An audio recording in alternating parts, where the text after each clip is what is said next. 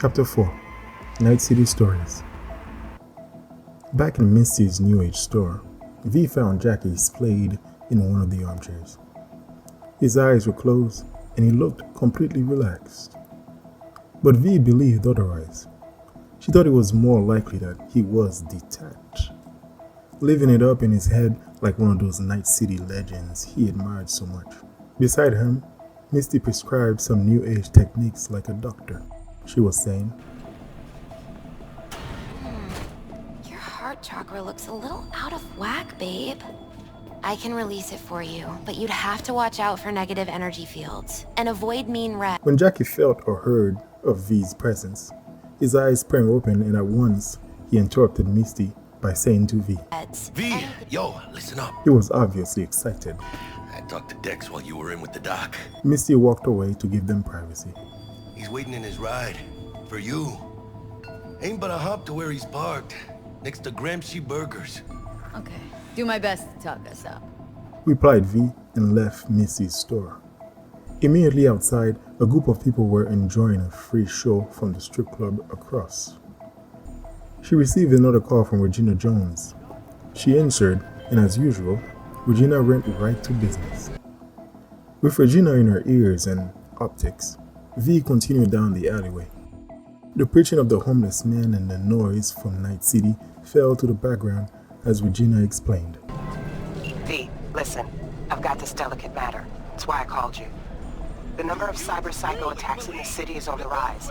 Now that's probably not news to you, but this issue matters to me for a few reasons.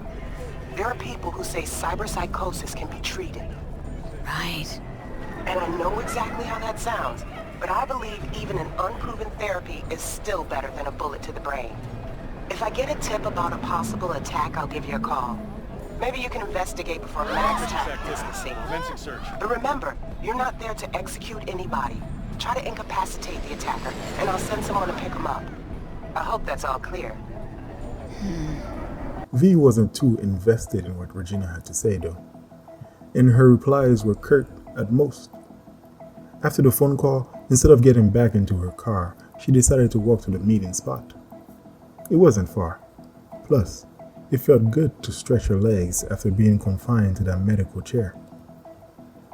She turned the corner as a group of people came running towards her with matching panic-stricken faces under a chorus of screams. A moment later, a police patrol was at the scene where a limp body lay near a trail of fresh blood. Two police officers examined the scene near the parked cruiser. V didn't interrupt. She walked gingerly around the pools of blood and did her best not to disrupt the scene, and she kept on her way. It wasn't that she had lost her apathy for the dead men. Scenes like that were simply too common in Night City. She was a little desensitized. The limp body was a person, perhaps a father, a husband. He probably had loved ones who cared about him, like Jackie and Misty and Mrs. Wells. Or maybe he was like V, alone in Night City. It's not that she didn't care. It was just easier. Easier in her line of work to not think about all of that.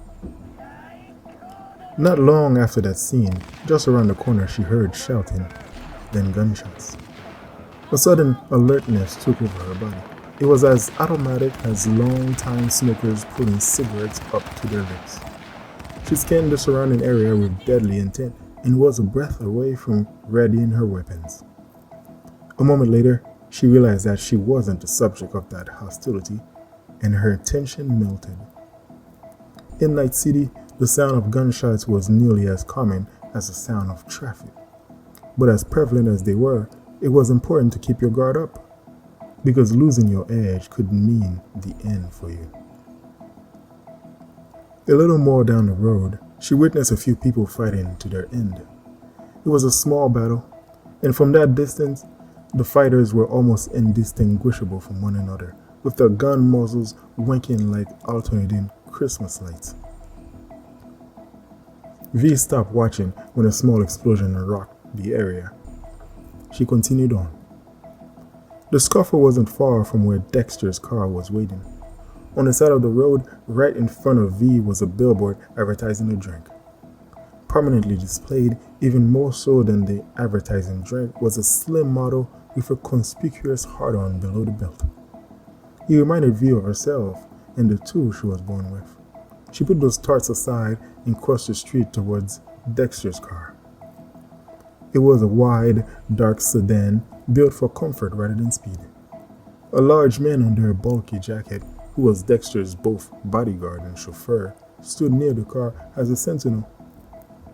As V approached, he opened the car's rear suicide door with a mechanical motion. The man could almost pass for a robot. A large cyber implants ran up his thick neck, while a pair of dark, slim sunglasses hid his eyes that were probably non-existent. The bronze dog tags he wore around his neck swayed and looked more alive than him. He said not a word to V, as if he was saving his battery charge. V didn't say a word either as she slipped past him. She settled herself into the plush, comforting seat in the back of the car next to Dexter. As soon as V had climbed aboard, the man shut the door and went around the car to the driver's seat. Dexter DeShawn, according to the word on the street, was a big deal, literally and figuratively. He filled half of the back seat easily. He was a large, round black man who preferred to manage people rather than handle anything himself. Without ever firing a bullet or working a job on the streets of Night City, he had made his way up as a notable fixer. His secret to success was that he had people skills. A balding and receding hairline disappeared behind his head to a braid ponytail. His head, at least the front, was in sharp contrast with the lower half of his round face, which was covered under a thick beard and mustache. A lit cigar was affixed to metallic fingers on his golden prosthetic that made up his forearm all the way up past his elbow joint. The only gold on his natural left hand was a matching large bracelet and watch. Disappearing under his chin and beard were two large gold chain necklaces. They fell under his short-sleeved crimson leather jacket and right above his dark tank top. He regarded V behind blood-tinted sunglasses and said, Yo, Miss V, a pleasure. Dexter DeShawn in the flesh. Ample indeed. replied V. Let's roll. Dexter laughed, leaned a little forward and gave the driver the go-ahead. Then as the driver put the car into motion, Dexter said to V, Mind if I ask you something right off the bat? Would you rather live in peace as Miss Nobody, die ripe, old, and smelling slightly of urine, or go down for all times in a blaze of glory smelling near like posies without seeing your 30th? Sensing the question as a test, V replied with what she thought he'd probably want to hear from someone he was hiring. It's first place or no place, Dex. Cost isn't a factor. Her answer seemed to have pleased him, as he said, Classic. I'd expect nothing less from eager, supple youth. V turned away to look out her window momentarily. Not because something interesting was going on out there on that street. There probably was. This was Night City after all. But she looked away because of the smoke. It lingered in the car and became so thick as to be almost insufferable. She wanted to say something, but she decided to just deal with it, hoping that they'll get down to business soon. Her wish came true. Right after that thought, Dexter said with a more serious tone, Alright, listen close.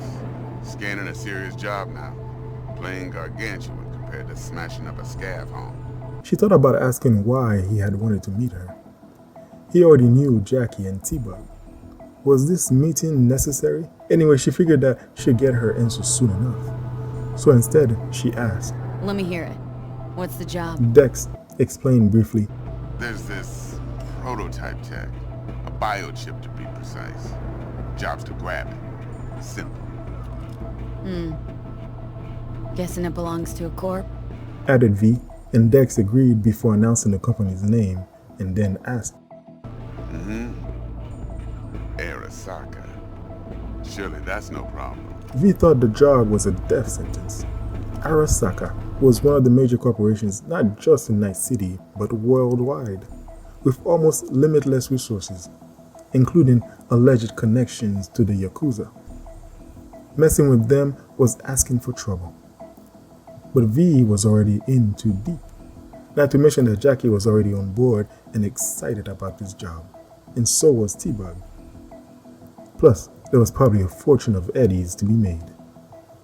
She said. Corps don't deserve special treatment. Her answer again seemed to please Dex. He said, Shit, you ain't playing around. Got a feeling this could be a start of a beautiful friendship built on heaps of eddies. Then she asked him, You work this out? Got a plan? Two things. First, a conundrum with the Maelstrom boys. Needs active resolving that. Second, a rendezvous. Simple. Client who brought us the job's anxious. She wants to parlay with one of the team. Replied Dex. She needed some more info, so she asked about the first thing that came to mind. What's the issue needs resolving with Maelstrom? Got a beef? Slotting the shard. Dex fished a shard from the door on his side of the car and offered it to V. V was a little apprehensive about putting another shard in her head. Fresh memories of the last time she plugged something into her systems buoyed. She fought the fear by accepting the truth. It was in the nature of this business. So she took it and popped it in her head without any more thoughts. Immediately after installing, her vision switched to full black like a theater turning off all lights before a show. Soon, a video started playing in her optics where information unfurled, faded, and reconstructed right in front of her eyes like she had a front row seat to a private show. She could hear Dex narrating in the background. He said, Got a classic tale for you. Psycho gang doing its thing 2 weeks back. Jumped a Militech convoy. Got away with the gear. Corp don't even know Maelstrom's involved. Now see, convoy was carrying the Flathead, a little combat bot, a prototype. And I need me that bit of high-grade military tech. Because if we don't get that bot, we don't get no soccer chip. And we sure as hell don't get no happily ever after. But don't get excited. It's a single-use toy. Now, I flat out purchased the damn thing from Maelstrom. Problem is, I did so from a gent went by the name of Brick. I say when, because Brick was the leader. 3 days after we'd sealed our deal, his friend and gangmate, one Simon Randall, aka Royce, plain dropped his ass. Royce is in charge now, and I got no way of knowing if he aims to honor his predecessor's word. To add to this shitstorm, one Meredith Stout of Militech has developed an interest in said convoy. When the video ended, V asked, Who's the prima donna? Corpo agent, internal affairs. Been skidding around town asking after the convoy as if her life depended on finding it. The one lead she's got zip-tied in her trunk. Stick up her ass ain't growing any shorter, so she must be getting desperate. Be wise to think how you could use that. Of course, to do so, you'll need that frazzled cat's info. Sending it now. Dex replied. For a brief moment, his eyes glowed a silver blue, indicating his interaction with his cyberware. It was the eyes of someone possessed by a benign spirit from some form of electric voodoo. For a moment, V wondered what she looked like when she was manipulating her cyberware. She asked, Client. What's her thing? Why does she need to meet? Dex replied. Woman's name's Evelyn Parker. Vetting her wasn't easy. Put the word out I was looking for any kind of intel. Right, and? Some brothers from Pacifica got back to me. Told me to stop looking. End the convo. Anyway, our little client insisted on meeting someone with skin in the game. You know, who'll be there for it all. Yours truly will be remote. T-Bug ain't no people person, and Jaggy's only good at some things. I know you know what I mean. Pretty much leaves you. Think I got everything. Time I got to work. Well, that's just music to my ears. I'll set up the meet with Miss Parker at Lizzie's bar. Flathead, though, is gonna be all you. And she got her answers, including the question she had thought about asking at the beginning of the conversation. She felt satisfied and sunk into quiet thoughts as she looked at blurred snapshots of Night City out of the moving car's window. Dex interrupted her introspection and asked, One more thing, Miss V. Quiet life or blaze of glory? The driver parked the car somewhere. It wasn't the same place V had climbed into the car, but it wasn't too inconvenient either. It was right across the street from a shop that T-Bug had wanted V to visit for a new cyber quick hack. As soon as she had stepped out of the car, like they shared a sort of telepathic link, Jackie phoned V. She answered and immediately said to Jackie, Jackster, talk to Dex. V watched Dex's car roll slowly down the street and heard Jackie say happily, Yeah, Gordito's a big deal. Literally and not, yeah. V explained, Guy certainly knows how to protect his biz. Wants to put us on a few small kinks. Prep work, I guess. Before lining us up a big job. There's this combat bot military prototype.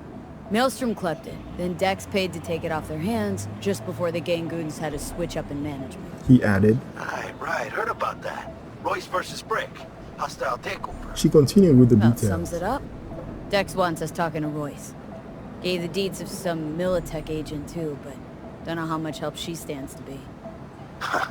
Chingon. He replied in Spanish.